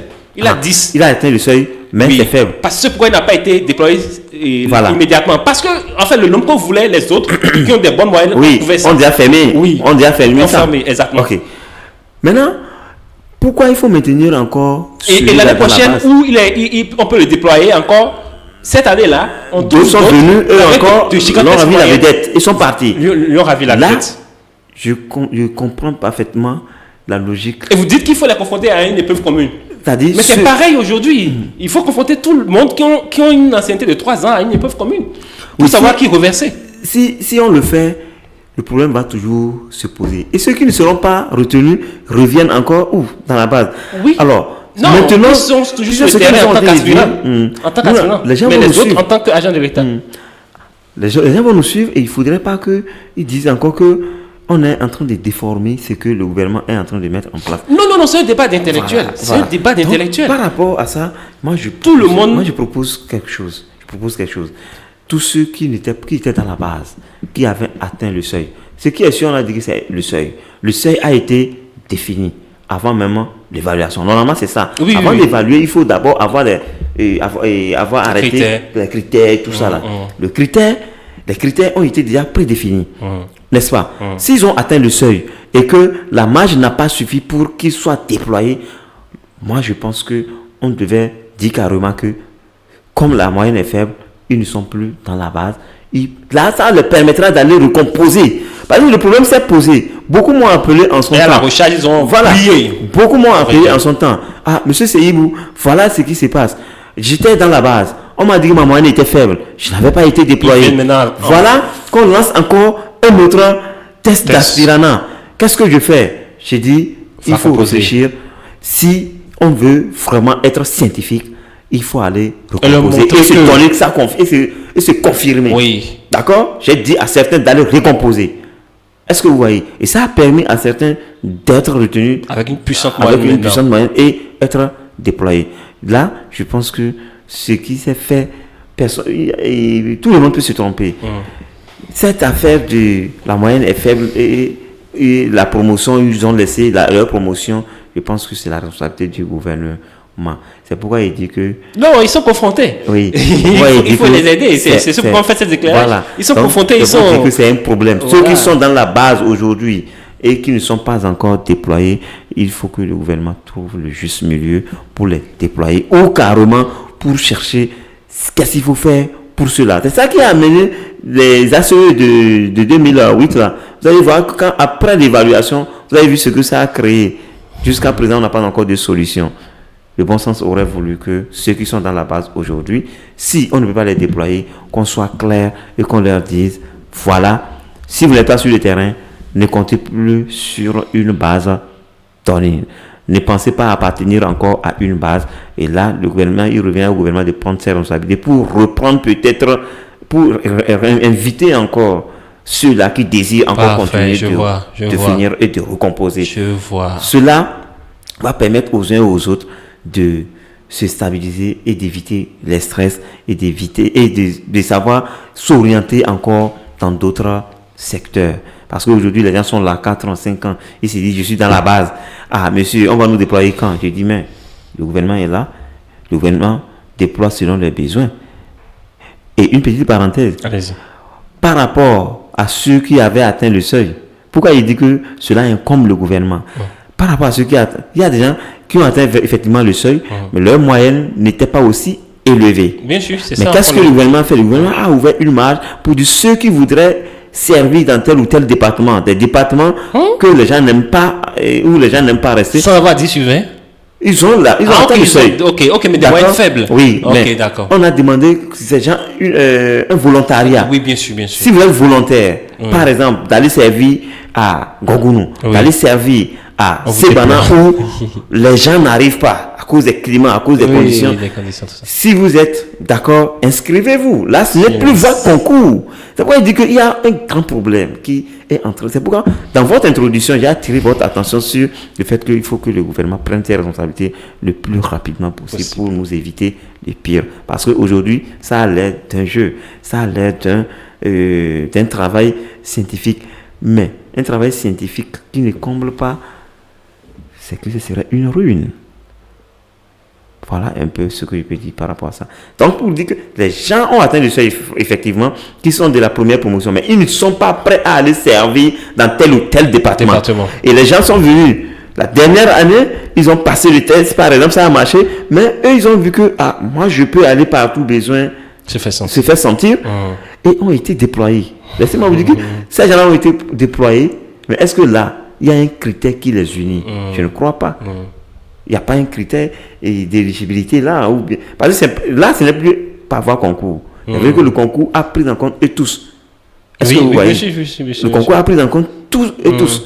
Mais selon les besoins et les priorités du gouvernement, certains qui n'étaient pas prêts, ou du moins qui ne sont pas disponibles pour aller partout les besoins va se faire sentir, sont encore sur le carreau. Pendant ce temps, les gens qui sont venus 4 ans après, facilement, ils ont passé et qui ont été retenus par la base de données, ont été déployés parce qu'ils ont désiré, ils ont accepté. Non, mais je réalise quand même ce que vous dites. En réalité, ça se comprend et vraiment c'est dommage. C'est-à-dire, bon, écoutez, on va pas quand même aller plus en profondeur. On se comprend.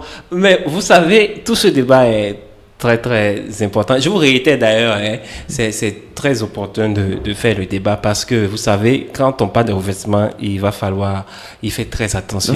On a reversé une promotion en 2008 et des années plus tard, combien d'années plus tard, on a... Après 10 ans, Après 10 ans plus tard, on a su que 70% de ces reversés n'avaient pas le niveau normal. C'est-à-dire pour il fallait les réévaluer. À part de C2, il y a des notions terribles. C'est pas ce qu'on dit. On écrit le journal déjà. Voilà. Un article de journal. On forme déjà à partir du C2 à être un journaliste. Si vous n'avez pas un background nécessaire, vous pouvez vous encadrer un enfant du C2. Au CM1, n'en parlons plus. C'est le paroxysme. Moi, je vois des enfants du CM1, CM2 traiter des épreuves de statistiques, mais je m'en reviens pas. Bien sûr. Ils vous parlent des notions pas possibles. Donc, 10 ans après, on a su que le reversement était mal géré. Non, c'est mal géré, il faut avoir le courage de le dire. 10 ans après, ces enseignants, on les a soumis aux épreuves. Et 70% n'ont pas pu obtenir la moyenne. Mais c'est grave. C'est gravissime à une échelle terrible. Et tout le dégât que cette promotion a créé, qui va réparer ça? Mais ils sont encore là. Et si après ça, ils ont subi de formation?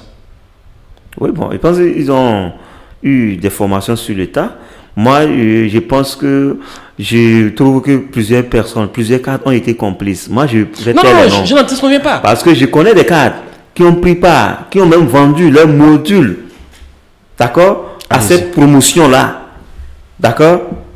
Ils leur ont vendu des modules. Allez-y. D'accord? Ils ont acheté leur module pour se faire former. Eux-mêmes, ils étaient formateurs. Est-ce que vous voyez? Allez-y. Puisque c'était les besoins les plus pressants dans le temps. Et le gouvernement d'alors avait le dos au mur. Qu'est-ce qu'il fallait faire? Donc voilà, le gouvernement avait choisi une option. C'est vrai. Les reverser et les former. Oui, les reverser et les former. Ça a commencé d'abord par une formation. Allez-y. Les former d'abord et après les reverser. D'accord. Maintenant, moi je connais des cadres aujourd'hui qui font partie de ceux qui ont formé cette promotion-là, qui ont produit des modules qu'ils ont vendus à coût de millions. Allez-y. D'accord. Mais aujourd'hui, bon, ça dit dans un cadre national. Oui. Mais ces mêmes cadres aujourd'hui trouvent que ceux qu'ils ont formés il y a 10 ans. Écoutez bien, monsieur le journaliste. Ceux qu'ils ont formés il y a 10 ans n'avaient pas les capacités nécessaires. Même pas pour être dans les classes. D'où l'idée du régime actuel de dire qu'il va les orienter autrement. Mais il ne sait pas, parenthèse, là aussi... On l'a connu tout ça. Voilà. Quand nous parlons de ça aujourd'hui, je pense qu'il faut... Mais ça allait aboutir. Ça allait aboutir et puis ça allait faire place aux aspirants parce que là, on est rassuré du background, du niveau aujourd'hui des aspirants. Oui, mais aujourd'hui, voilà que la politique emporte tout. 110% n'ont pas obtenu une moyenne de plus de 110%, il paraît. N'ont pas, bon, j'ai vérifié l'information, mais je sais que c'est pas à la limite de 110%. N'ont pas obtenu le 10 sur 20. Mais c'est grave. Bon, et là aussi, il faut reconnaître que c'est là, du temps, on dit que le gouvernement actuel doit faire un peu attention. Et ils ont été administrés, on leur a administré quel genre d'épreuves? Ils ont été soumis à quel genre d'épreuves? Aux épreuves du primaire. Du CM2 Du CM2. Et d'autres, comment on appelle? Mélanger un peu aux épreuves de la classe du 3e. Non, pour enseigner, il faut avoir le minimum de la classe de 3e en temps normal. Voilà. Là, ça ne pose aucun problème. Non, ça ne pose aucun problème jusque-là. D'école primaire, il faut avoir au moins le niveau de la classe de 3e, voilà. Rigoureusement. C'est-à-dire qu'il faut être excellent en 3e. Voilà. Aujourd'hui, on parle de bac. J'encourage, je félicite beaucoup le gouvernement Patrice Talon. Son excellence président Patrice Talon. Minimum le bac. Oui, mais si on va permettre les anciens, il faut être brillant de la classe de 3e. En réalité, c'est les favoriser et mettre le seuil à 10%. Parce que être brillant de la classe de 3e, c'est 15 pour 20. Pardon, je parlais de 10 sur 20. Oui. Être brillant de la classe de 3e, c'est au moins 15 heures sur 20. Encore que ce n'est pas que des notions de la 3e. Vous avez dit que c'est l'essai. Voilà. Sinon, c'est des notions de la classe de ce qu'ils enseignent eux-mêmes. Ce qu'ils enseignent eux-mêmes. L'éducation de ce pays, c'est à revoir. C'est à revoir. C'est vrai que ce gouvernement fait de son mieux, mais c'était la catastrophe avant lui. Bon, c'était la catastrophe avant le gouvernement. Mais on dit que l'État est une continuité. Ou bien, le gouvernement qui a pu déceler qu'il y a problème. Qu'est-ce qu'il faut faire? Il faut apporter des solutions à ce problème. Mais jusque-là, si ce gouvernement aussi était aussi conscient de ce qui se passe, il n'allait pas créer l'aspirant, il allait dire, bon, cette année, voilà, je peux... Ah oui, parce que c'est des situations pareilles qui ont mené à ça. Voilà, c'est des je vais recruter... Ça dit, on mettait les gens voilà, dans les conditions. Je vais recruter, si c'est 3 000, je vais recruter 3 000 par année. Aujourd'hui, ils sont en train de faire combien d'années? 8 ans. Ah oui. Ils sont en train de faire 8 ans. Ça veut dire que même s'ils disent, je recrute une année, 3 000, je me repose une année. Aujourd'hui, au moins dans le système, on aurait déjà au moins 10 000 enseignants professionnels et recommandés. Exactement. C'est viable. Que le gouvernement actuel aussi est venu faire du chantage, mais en réalité, n'a pas aussi apporté ce qu'il faut. Il faut avoir le courage de le dire. Nous, on le dit, quel que soit mais ils assument. Ils assument. C'est pourquoi ils n'ont pas directement reversé comme il y avait. Ils n'ont pas directement les autres l'ont fait sans beaucoup. Il paraît que plusieurs étaient contre ce reversement. Oui. Moi, je le défends. Ils ont entêté. Moi, je ne défends aucun gouvernement. Moi, tout ce qui m'incombe, c'est comment il faut faire pour que le système éducatif se porte mieux.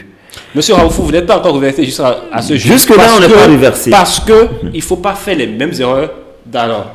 Amen. Il ne faut pas faire les mêmes erreurs d'alors. Il faut mûrir et déboucher sur l'option meilleure. Et d'ailleurs, c'est pourquoi vous êtes dans les studios de la radio. Oui.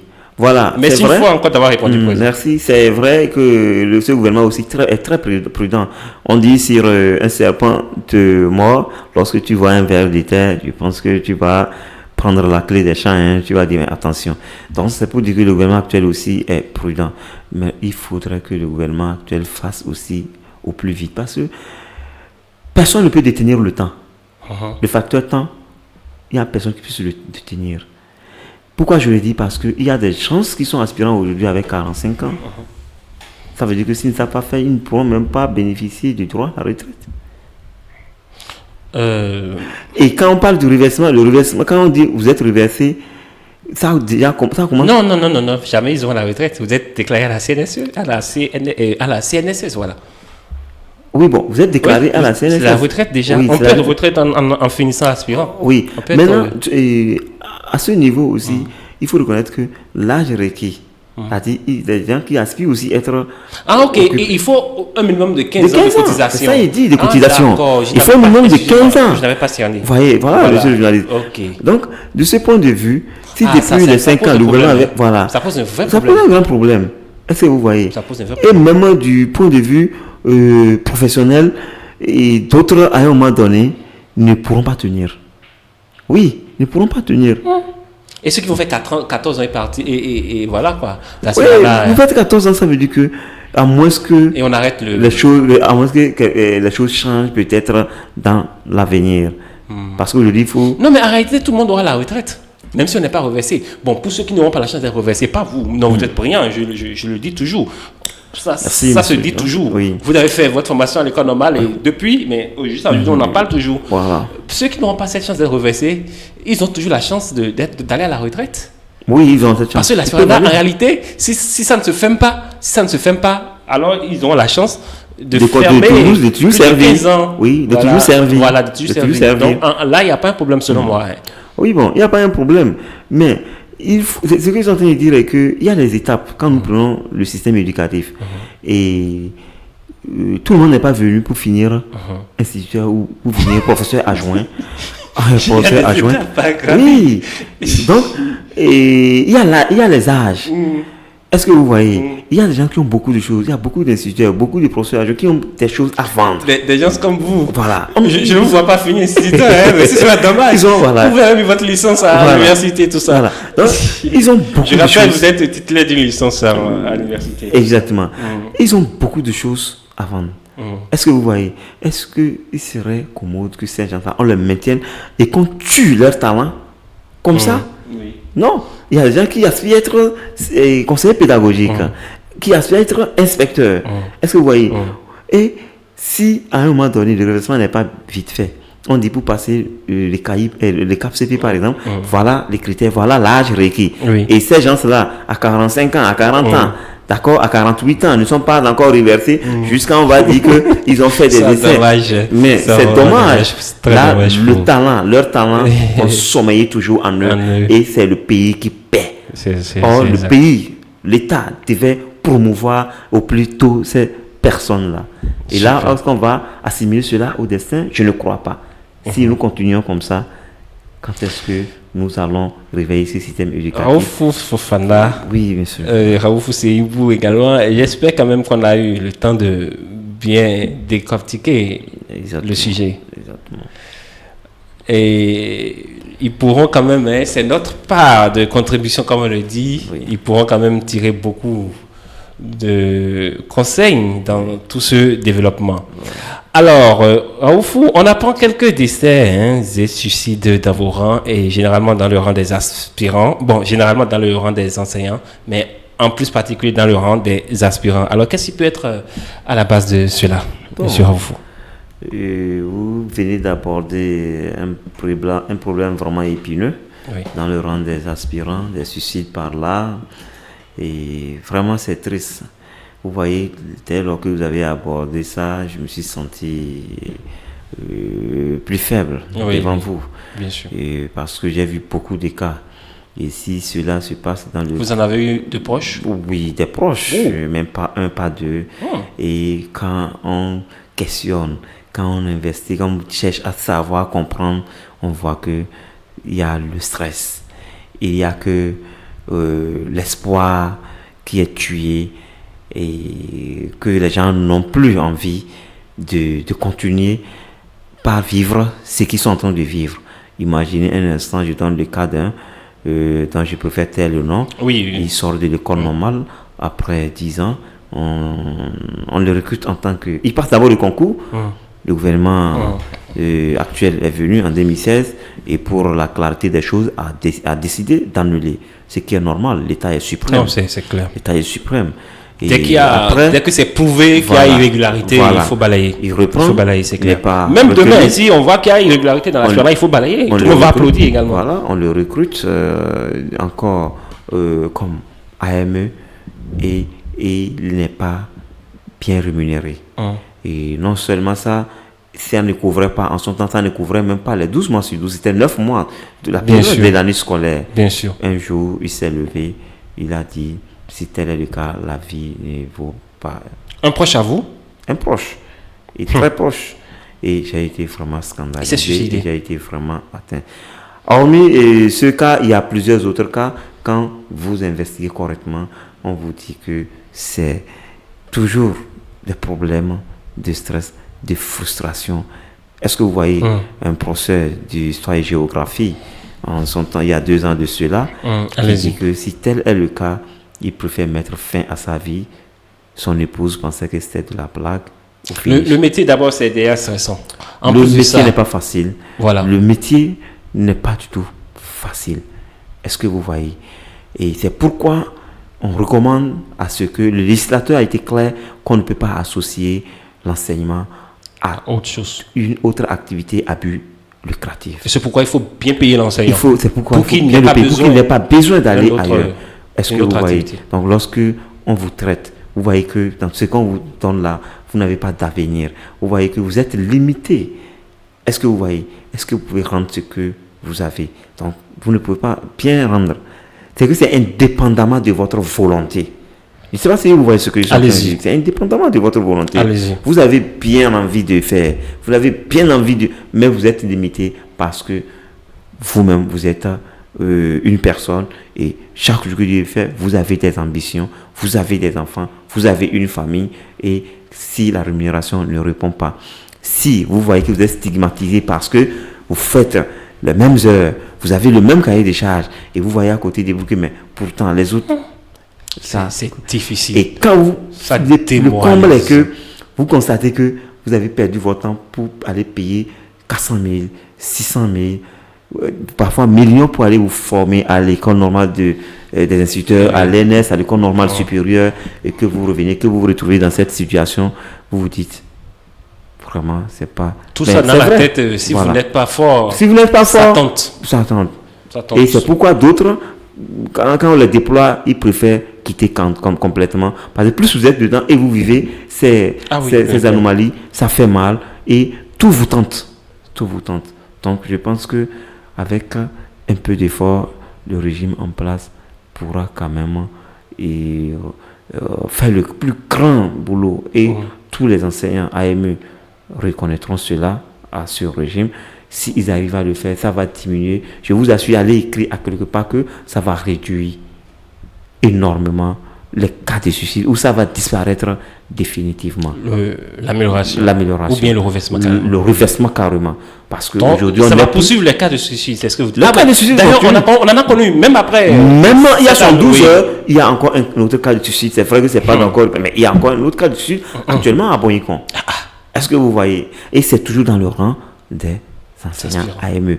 Là où il faut vraiment prendre le mal au sérieux, pourquoi ça ne se passe pas dans les autres? C'est pourquoi d'ailleurs j'ai ouvert le débat. Pourquoi on ne dit pas que c'est un ACE? En fait, ici, nous ne sommes pas de dessin, nous sommes libres d'expression. On ne dit pas formellement, on ne dit même pas que c'est l'aspirant qui tue les gens. Non, on ne l'a pas dit. On n'est pas légiste. Non, puisque ce n'est pas le seul métier. Vous n'êtes pas d'accord, vous pouvez aller ailleurs. Mais toujours est que ça se constate le plus dans le rang des aspirants. Et on sait que les AME sont les plus marginalisés aujourd'hui au Bénin. Voilà. Donc, c'est justement ça. Et quand en tout cas, ils n'ont pas droit à leur mérite. Voilà, on les emploie en tant que fonctionnaires de l'État, mais on ne les traite pas en tant que fonctionnaires de l'État. On les traite comme des jobbers. Exactement. Oui, des gens qui sont venus pour faire et puis prendre au prorata de ce qu'ils ont rendu comme service. Alors qu'en réalité, ils sont déployés comme fonctionnaires de l'État. Ils respectent, c'est-à-dire tout ce qu'on leur exige, c'est la qualité de fonctionnaire de l'État. Ils le font. Ils sont. En tout cas, le cahier de charge est bien respecté. Tout ce qu'un ACDPE, c'est-à-dire un contractuel, un agent contractuel des droits publics de l'État peut faire, ils le font. Ils ont le même diplôme. Tout ce qu'un fonctionnaire de l'État FE fait, il le fait aussi. Mais quand on va fouiller, c'est-à-dire dans le traitement, il est complètement en dessous. C'est à la limite honteux parfois. Et dans la société, même dans leur environnement le plus immédiat, ils n'aiment pas s'afficher. Ils ne sont pas fiers de dire je suis enseignant. Ils ne sont pas fiers. C'est grave. Or, tout ce que vous faites et que vous n'êtes pas fiers de ce que vous faites, je crois bien que ça ne va pas rimer à ce que vous prétendez être dans le futur, que ce soit futur proche ou futur lointain. Parce que si je dis aujourd'hui avec fierté, je suis enseignant parce que j'ai vu de ça. Et c'est le moment de saluer l'islameur burkinabé Kaboré, le jeune Kaboré, qui a tout fait pour montrer que le système éducatif en Afrique doit être revu. Les curricula, il faut que tout soit revu et cela va passer nécessairement par la formation des enseignants et par les conditions de ces mêmes. En Côte d'Ivoire, à côté, avant d'implanter une école, il faut savoir que toutes les infrastructures scolaires, tout ce qui est déjà implanté d'abord. D'accord? Avant de commencer maintenant par implanter une école. Ça veut dire quoi? Logement des enseignants. D'accord? Ils sont logés là-bas. Ils sont logés là-bas. Wow. Quand vous ne les enseignants fonctionnent de l'État. Oui, bien sûr. Sérieux. Et nous avons, je pense que nous avons fait des enquêtes, nous avons constaté avec certains collègues qui ont fait l'école normale ici. Parfait. Et qui ont refusé le système d'aspirant et qui sont allés en Côte d'Ivoire, par exemple, au Gabon. Mais le cas, c'est vrai que le Bénin et la Côte d'Ivoire n'ont pas les mêmes. Non, le Bénin le fait aussi autrement. Ils n'ont pas les mêmes richesses. Il y a des primes de logement. Mais pour les fonctionnaires. Oui, pour les fonctionnaires. Or, ici, l'enseignant du primaire surtout, l'enseignant des deux ordres, maternelle primaire, même, pourquoi pas, du secondaire, sont appelés à répondre partout, même sur l'état du mondis. Ils sont appelés à répondre partout, même dans les derniers amont. Alors, il faudrait que l'État revoie aussi cette politique de qu'on ne sait pas penser à les maintenir. Ce qui fait qu'aujourd'hui, les gens n'arrivent pas à rester. Si les infrastructures sont vraiment au point, l'enseignant est logé là où il travaille, il sort, il est à l'aise, il a l'électrification, il y a tout ce qu'il faut. Je pense que ça va maintenir les enseignants et ça va donner beaucoup plus d'engouement à ceux qui vont venir derrière.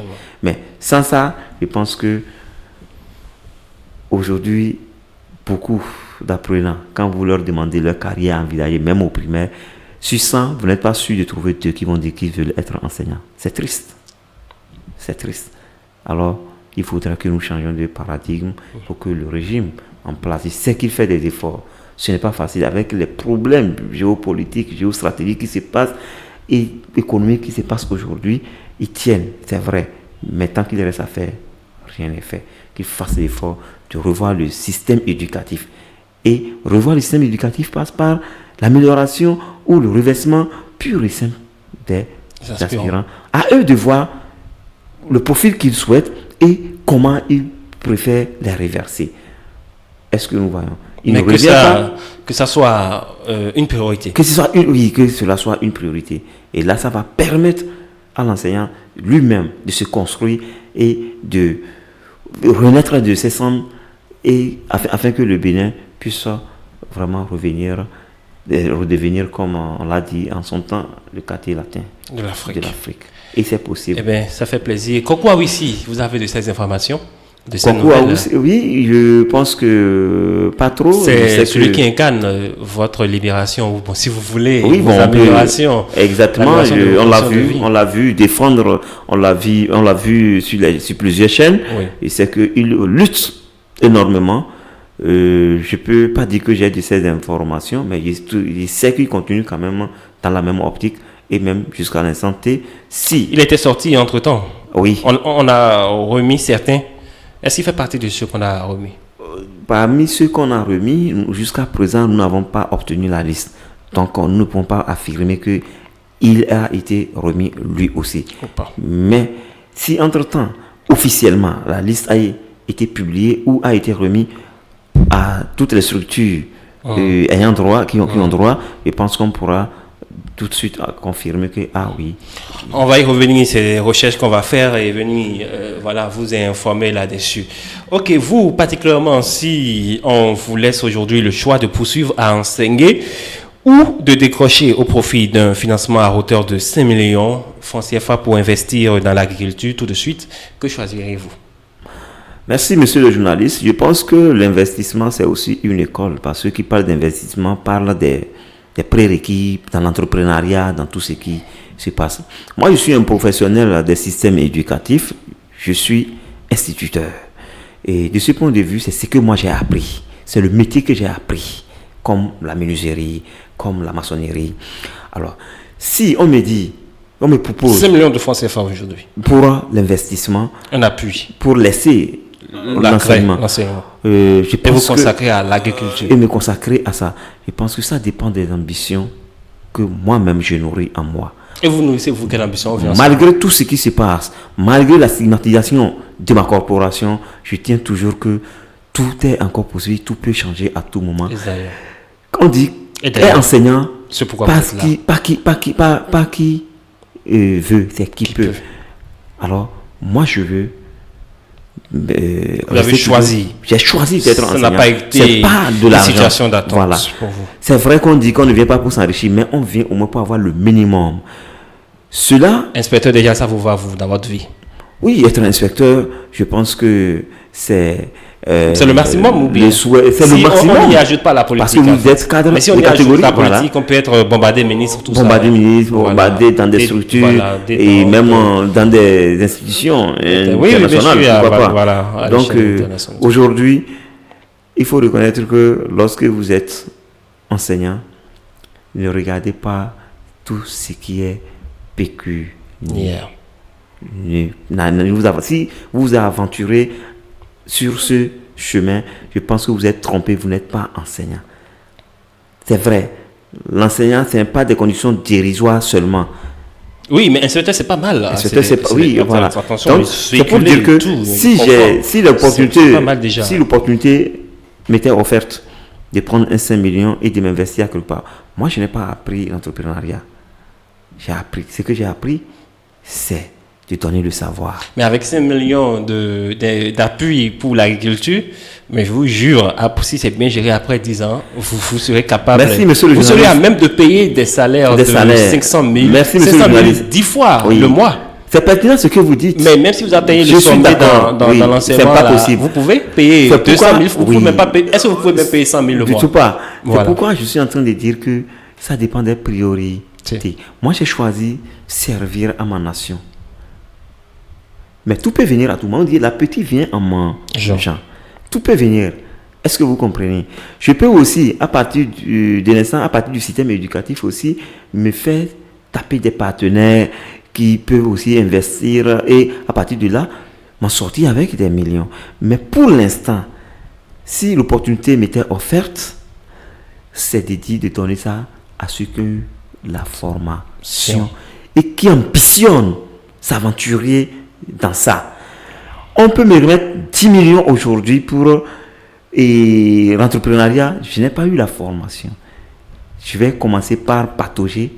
Ça va encore s'éteindre. Les 5 ou 10 millions peuvent encore s'éteindre. Ah oui, si vous êtes vraiment pas passionné. Au même moment, si je me maintiens dans le système, c'est que je suis sûr que je vais façonner 10 personnes chaque année.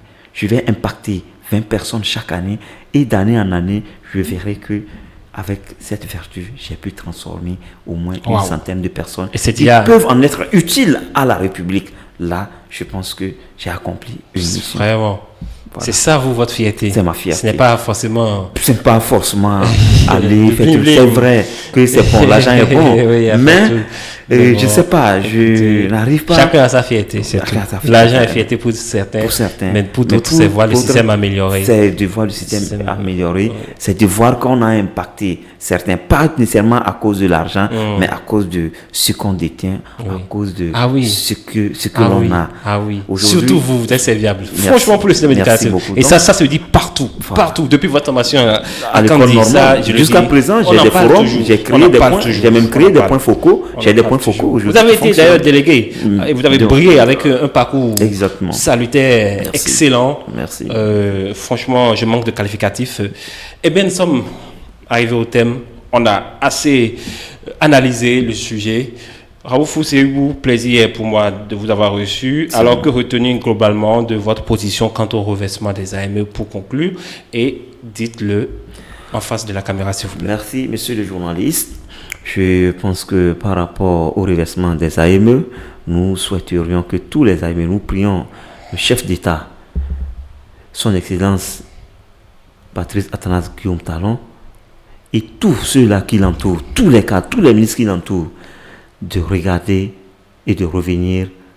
C'est vrai que le pays, il y a des priorités, mais de revenir et de faire tout leur possible pour reverser ces enseignants qui sont sur le terrain depuis 5 ans et qui n'ont pas encore connu une issue à 100% favorable, malgré les efforts que le gouvernement fait aujourd'hui.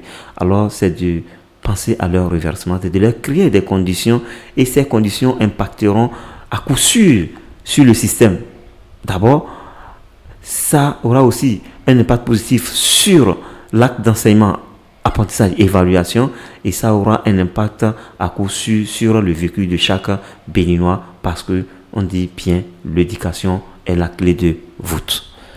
Raoufou Seybou, aspirant en service, ancien délégué de la promotion 5 de l'Enicandi, défenseur des droits des travailleurs. Je vous remercie d'être passé. Merci, c'est moi. Bon retour à vous. Merci. C'est la fin de cette émission, mesdames et messieurs. Merci de nous avoir suivis. Henri Joël Doukra, la présentation. Portez-vous bien, à la prochaine. Jeunesse Radio, 100% digital. 100% digital. Bonjour à tous, je suis Philbert Fanon, responsable marketing et commercial de Hello Trading, représentante Melano Pharma. Alors, notre entreprise a une très belle opportunité pour vous qui désirez avoir une peau sans taches, sans rides, éclatante, c'est-à-dire une peau sans imperfection. Ce sont les produits de la gamme Melano que constituent le savon Melano Sulfure, la crème Spot Free Melano, le gel acné facial Melano, le lait corporel lotion vitamine C plus carotte Melano, le lait corporel Snail lotion et les brumes corporelles. Je vous présente les brumes corporelles Melano. Nous en avons de différentes catégories. Les brumes Wicked in Secret, les brumes Aqua Rosa, les brumes Exotic Beach, de divers parfums attrayants et charmants pour la peau. Il convient pour tout type de sortie et d'invitation. Vous pouvez le mettre dans vos cheveux, dans vos habits, comme directement sur la peau. Je vous le recommande massivement.